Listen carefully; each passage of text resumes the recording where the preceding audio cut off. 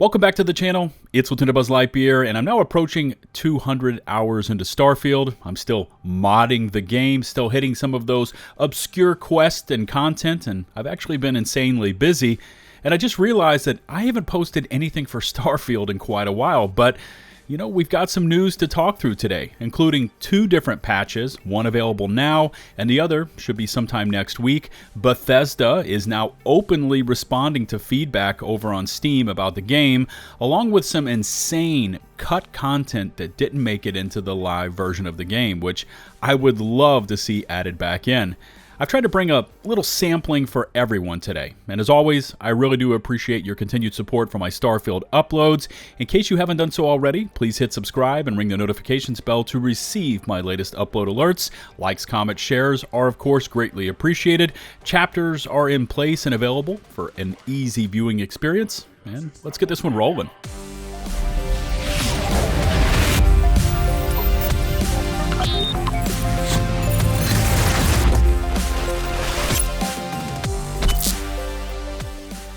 Let's kick this one off with the official statement from Bethesda that they will be launching a Steam beta for some much needed updates to the PC version of the game beginning next week. Now, if you are on PC and you own the Steam version of Starfield, you should have the option to opt into this beta and test out the latest updates, including NVIDIA DLSS with frame gen, display and HDR controls, along with other optimizations and improvements to the game. Unfortunately, this update doesn't immediately go live, as we were on pace to see updates to the live game every 2 weeks, but have now stretched to 4 weeks for this latest update, and then we should expect another week to 2 weeks while it's in beta testing, so it could potentially be 6 weeks since the last update until we finally see DLSS and the other changes hit the live game. In a follow-up post, Bethesda clarified that DLSS is only available for PC NVIDIA users and that they intend to add in AMD FSR 3 support in a future update. And while the Steam beta test and proposed updates would not directly affect console players, FSR 3 could, boosting performance gains across the game, including NVIDIA users on less than 3000 series cards. I've personally had the DLSS mod downloaded and installed pretty much since it became available, and on my 3090, I don't see anything tangible in terms of performance gains, although some of the image renders and general quality resolution items do look slightly better. But I did just purchase and receive a 4090 GPU that will take advantage of frame gen, and I've read that with that in place, some players are seeing performance gains as high as 30%. Same with FSR 3, and hopefully I will have something positive to say about the performance of the game once this new card is installed. I've spoken about this before, even in my Starfield review, that the game suffers when in city settings, often losing 20 FPS or more, like when you're in Aquila City and moving from the starport to the main city, or just being in New Atlantis. And it will be interesting to compare my 3090 to the 4090, especially in these specific city settings and using frame gen. I've also noticed that the game tends to be on the conservative side when it comes to overall graphics and resolution, and I found and installed the Starfield HD overhaul to try to remedy that issue. By the way, link to this one in the video description, and it is available over on Nexus Mods, but it replaces many of these lower res textures found throughout the game with anywhere from 2K to 8K improvements, including exteriors, interiors, and landscapes. And speaking of Nexus Mods, the Starfield modding community released community patch number 2 aimed at addressing a ton of clerical and programming issues, and it's also available for download over on Nexus. Now, it's currently only available for PC, both Steam and Windows, and these community patches address issues like typos, incorrect buffs, environmental effects, inconsistent gravity multipliers, and a ton of other issues.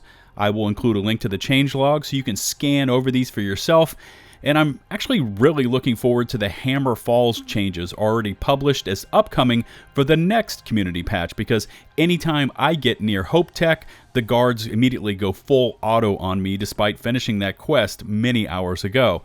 Now, if anyone within the modding team ever sees this video, I would first like to thank you for the contributions you make to improving the game, and second, could we please expedite getting these changes made available to the console community as quickly as possible? Please and thank you.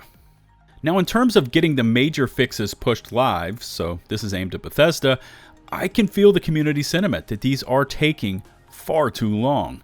There are major quest bugs and blockers still in the game, and they are walling off players from completing a specific task within the quest, and therefore blocking them from completing that entire quest line.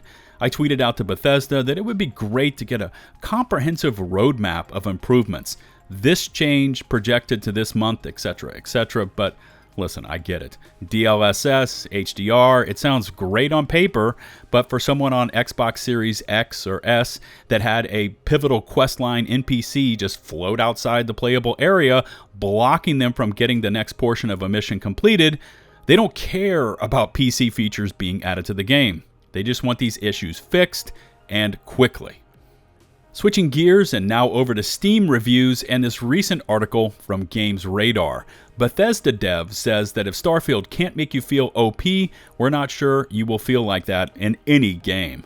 And the TLDR on this one is that a player left a negative review, which is actually quite lengthy, so it's just more than the average post, outlining everything from the gameplay, quests, combat, enemies, and much, much more, calling Starfield a major step back.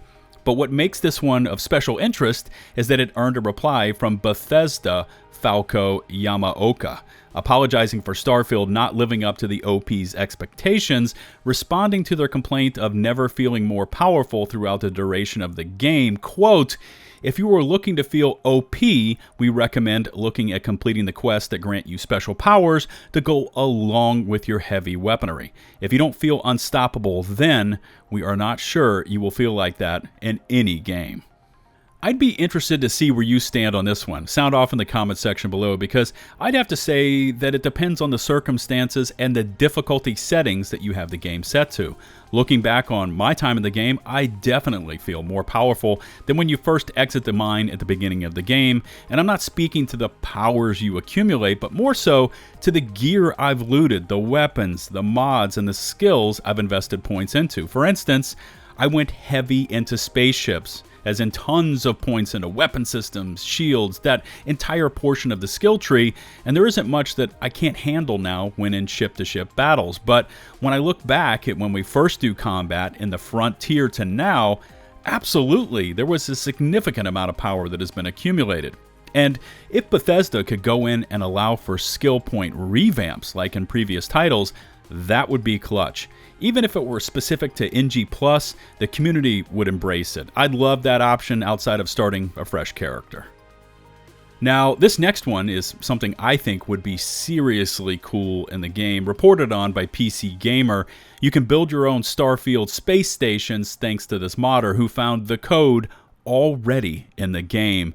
And I actually saw this one over on Nexus Mods, but thanks to Vex, the space stations for Outpost mods will let you build fully working space stations in the dead void of space, which were assembled from code that was already in the game. Which brings me back to the MinMax developer interview that I cited in my last Starfield upload with ex-Bethesda dev Bruce Naismith, and how he commented on tough choices that had to be made by the studio. Certain items were scaled back or just cut completely to make way for others. And apparently, since the code was already in place, space stations was one of them. And don't get me wrong, I love the shipbuilder. Outpost building is just okay for me, but being able to create and launch your very own space station would be incredible, especially if you could transfer it from planet to planet, changing the orbits to suit your latest explorations. Now, that could add another level of immersion to the game, and who knows, this could be something that was supposed to be there as part of the launch version or with the upcoming Shattered Space DLC. I guess we're going to have to wait and find out on this one. Let's go ahead and end this one with a Reddit post I saw from 909X that simply reads, Amazon delivery arrived today with a massive crate of stolen artwork valued at 78,000 credits. No spoilers here, I learned my lesson, but this is attached to the Crimson Fleet. I chose a different path, but seeing this, I might have to choose differently the next time I get to this point in the game. But could you imagine Amazon dropping off a crate like this at your home?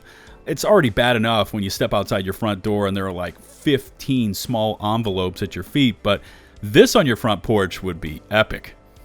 And there we go. I'm going to be opting into that DLSS Steam beta and should have a report for you next week. And as always, I look forward to reading your feedback about anything Starfield related in the comment section below. Remember to hit subscribe and ring the notifications bell to receive my latest upload alerts. Likes, comments, shares are greatly appreciated. All my socials can be found in the video description. Shout out to the nearly 179,000 of you that have taken the leap and hit subscribe. And a special thanks goes out to my Patreon supporters and to those much appreciated YouTube super chats. Until the next one, this is LtBuzzLitebeer signing off.